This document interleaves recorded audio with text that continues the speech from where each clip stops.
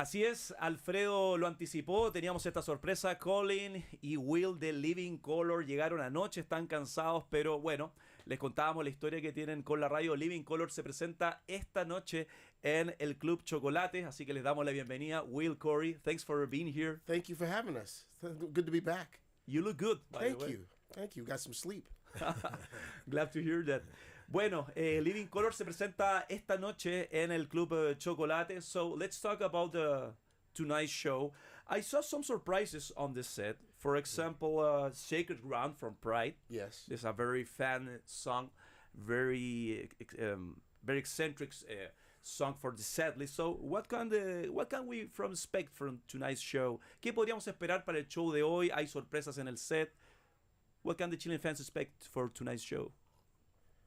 Well, we've been doing this show since we got here, basically, and we are trying to expand our regular set. Like this, we're playing some songs that we don't usually play, like Sacred Ground. I think we're playing Flying as well. So we're just trying to do other things other than stuff from the first 3 records. We're trying to go down the line and get to some other songs from some other records. Bueno, lo comentábamos, estamos con Will y Corey de Living Color. Hay varias sorpresas respecto. No olvidemos que este grupo ha hecho varios shows especiales, uno de ellos tocando Velvet, recuerdo, en el Club de Chocolate. El Club Chocolate quedan pocas entradas a 3 sistemas de Eventrit. Comentaba también Corey que van a tocar canciones de los 3 discos más cercanos a la banda. Sacred Ground fue una canción que ellos han sumado en su repertorio. Sacred Ground, una canción de Pride. How has evolved this connection with South America through the years for you guys? Because Living Color, back in the day, was the first proper alternative band that played in Santiago in the middle of the democratic transition back in 1993. That's so right. How has evolved this connection with South America for you guys, besides Chile, Brazil too? Well, Or Argentina. playing in Chile was really interesting. I think those are the shows that they were gobbing us, I think. For the first time, Yeah. yes. We had no idea, they're spitting at us. Why are they spitting at us? And it was like, no, that means they like you. No, that does not mean they like us when they're spitting at us. So we were trying to figure that out. But we had a great time, and the place that we played was really, really interesting.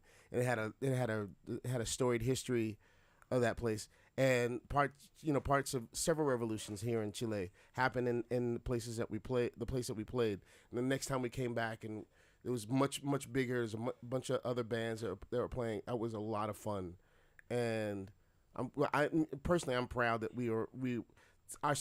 our music was part of the soundtrack of that particular transition. So, as I said, we had a great time. We had a really, really good time. One of the important impacts, though, I want to say for us in South America as a band was the original Hollywood Rock that we did in Brazil in 1993. And we were supposed to come here 2 other times before that, and we had, I would say, pretty important interruptions. The first one was the Rolling Stones tour, was opening for the Stones in 1989, Incredible. the Steel Wheels tour. And the second one was we won a Grammy, but we were performing at the Grammys too. So those 2 things took us out of that scenario. The third time around, we were able to come on Stain, and for us, we weren't expecting such a massive impact on South America. Yeah. We didn't expect people to be singing our songs, and it was very also shocking for us. So the vibe of coming here for us, it was new and it was fresh. And the thing I have to say, especially on this radio station, is it's maintained the same level of love and respect for the band. It hasn't gone down with the different records, where we always come here, we always come to South America. Each time we come, it's always incredible. Estamos conversando con Will y Corey muchas cosas dentro de sus reflexiones, cómo ha sido la conexión en Sudamérica. Corey mencionaba, está el simbolismo, fuera de la anécdota de que lo escupían en los 90, que era una práctica nefasta.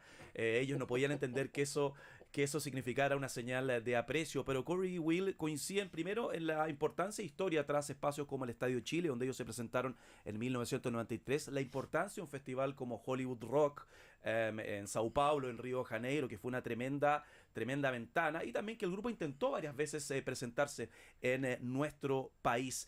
You just mentioned the Grammys. I remember that Living Color was the first black rock band to win a Grammy, if my memory doesn't fail. Alternative, of course, alternative black rock band, whatever, with a cool of personality of Vivid or Glamour Boys, that Vivid cycle. What was it like to grow in a so diverse scene like the 80s hard rock scene? Two things I want to say about that. The first thing is, to answer the question directly, we were doing that already in New York City. You know, downtown, CBGB's, things were starting to come together, even with the artists, even with Basquiat's artwork, hip hop, punkers. We were all starting to kind of have this kind of scene. So for us, it wasn't so alternative. It was just us expressing ourselves and supporting each other's work. In terms of the Grammys, to be honest, we didn't think we were going to win. So we didn't go to the first Grammys, and we won. And I think Mick Jagger or somebody made a comment by live feed. That's why the second time we went and we won, which was great. And we actually had a chance to perform. So it was basically what happened during the Grammy time was happening with us in our whole careers. We were always in this alternative, even with the even with the alternative jazz scene. Downtown New York, Manhattan, really, there was this great coming together of all this. Really, it was art. It was fashion, it was music, literature, a lot of writers, and even some legal people who worked with us, attorneys, were also on the page of supporting alternative artists. Estamos conversando con el Living Color respecto, obviamente, de cómo ha sido desarrollarse en una escena tan diversa en Nueva York. Hablamos, obviamente, esta etiqueta, esta categoría totalmente odiosa de alternativo que es propio de las grandes ceremonias como la de los Grammys. Pero Living Color recibió con sorpresa el primer reconocimiento de los Grammys y por ello asistieron también al siguiente, en una época en que Vivid también mostraba una efervescencia que señalaba Will de una escena de músicos que se involucraba con artistas multidisciplinarios. Living Color viene del jazz, del punk. Vamos a hablar también del CBGB, que es el... We are going to talk about the CB's scene too, because today, Mark, it's been 18 years since CB's closed the doors. Iconic venue that you've been part of the history. You've been part of the history of that neighborhood, that scene. But firstly, we are going to obviously play some tunes from Living Color. Vamos a escuchar, estamos eligiendo ahí con Franco, con Maca. Elegimos hoy Love Rears Its Ugly Head. Living Color, y ya volvemos en este lujo de conversación con Will y Corey esta noche en el Club Chocolate.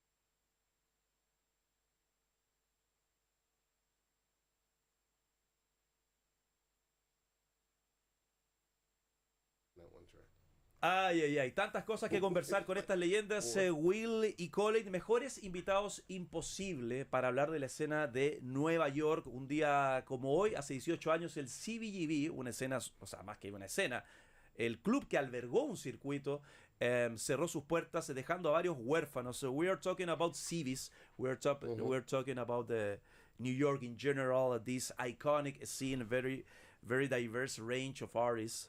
Because 18 years ago, CBGB closed the doors. Well, this show is based in New York bands besides you guys. So let's talk about it. What was it like to be part of that underground scene behind CBs for you guys? You start on that scenario. I think Will can tell the story a little bit better. But the idea of what CBGB's was about letting people really experiment with stuff. I mean, we all walked into CB's when we weren't even playing there just to see what was going to show up, and you could see a range of music. You know, from people playing gamelan to like, you know, free jazz to, you know, hardcore. I remember when I was really young, when I was much younger, before I even got in the band, I went to a hardcore matinee, which was like Sunday at like 1 o'clock in the afternoon to go see the Bad Brains. And having my mind blown yet again by them. Which year? This has to be like 79? No, 80? this is like 83, 81? 84, 85. Aye. And they, you know, Bad Brains are from D.C. Yeah. But they would drive up, you know, once or twice a month just to play and all they played was CBGBs. You know, there wasn't many other places to play. And the shame of it all is that nothing replaced it. Absolutely nothing has replaced the idea of that. I mean, you know, there's a bunch of clubs have come and gone, and a lot of different kinds of music has come and gone. But there's never been a place where you could just be yourself at, you know. What about you, Will? Any fond memory from CB's? Yeah, I think it was the quintessential place for freedom of expression. The club owner, Hilly, was a great guy, and I think he would just book you if he liked you. If your band was washboard, bucket, and violin, and you gave him a cassette and he said, this is cool, he gave you a spot. So this type of openness allowed us to go into this venue really and do what we want to do. There wouldn't be a Living Color without CBGBs. Maybe a few other bands too. Of course, we know the history of Bad Brains, Police, and a few other people have played there. But that was we signed our record deal in the dressing room of CBGB's. Right. We were going Incredible. back and forth with the record deal, and the lawyers finally got the work together, and they came to our show with their suits on, and we went in the back of the dressing room and we signed. The old days. The old days when executives actually went out to see music.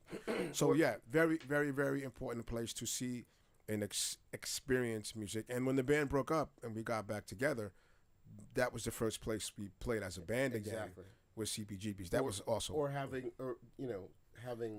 Mick Jagger and Jeff Beck in the audience to come check us out. You know, it was mind blowing. Yeah. Bueno, lo dijeron todo prácticamente. Living Color, hablando de la importancia del CBGB, el grupo le debe toda su historia al CBGB, un espacio que albergaba el jazz, las matinés de hardcore. Cory vio a los Bad Brains en el 83-84, hablaban de la importancia del circuito, la importancia del entorno que se estaba construyendo y el inmenso vacío que dejó el CBGB para toda la escena de Nueva York. No hay ningún espacio que se iguale respecto al valor del CBGB. Es tan importante el CBGB, ellos comentaban, ya vamos a hablar de la historia de Mick Jagger con Jeff Beck, yendo a un show de los Living Color al CBGB, que firmaron su contrato con una major, con un sello grande, en el camarín del CBGB, con el ejecutivo ahí, todo elegante. Los viejos tiempos, así ocurrían las cosas en la industria. Y cuando vuelve Living Color después de un break, ellos tocan obviamente en el CBGB. Vamos a hablar de lo de Mick Jagger con Jeff Beck. Mick Jagger, que ayudó a la banda obviamente en los inicios de Living Color. You just mentioned that Mick Jagger and Jeff Beck story is kind of surreal at this point. I mean, two legends attending an underground show in a punk club. It's hard to imagine something like on these days, because nowadays rock stars think everything they do with their team. Well, you know, for instance, all the time, like at that point in time, Mick Jagger was the rock star. You know, there wasn't many. There weren't many people who didn't know who Mick Jagger was. It was my mother, I think, was the only person I knew who didn't know who Mick Jagger was. And So we would have, to have them show up. Seriously, my mother called him Mick Jigger one time, and I was like, "Who are you talking about?"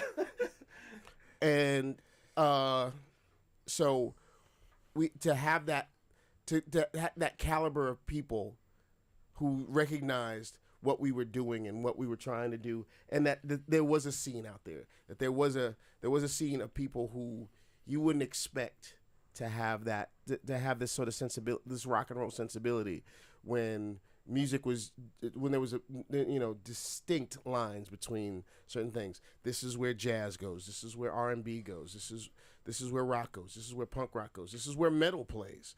But CBGB's was a place where all that stuff would happen all at the same time. It was great. Yes. What about you, Will? Well, I mean, that kind of really sums it up. I just always looked forward to performing there. I do want to say one thing academically about CBGB's. Our board tape got the interest of Sony. So CBGB's had the best live sound system in New York. And when you went in there to play and you got a recording of your show, it sounded pretty much like a record. That was the other good thing about CB's, is Healy spent his money on the infrastructure and not on, cleaning up the bar or fixing the bathroom. So I never fixed the bathroom. Expensive drinks and stuff. No. Never fixed the bathroom. The bathroom was actually just a place to go. This was long before the gender vibe.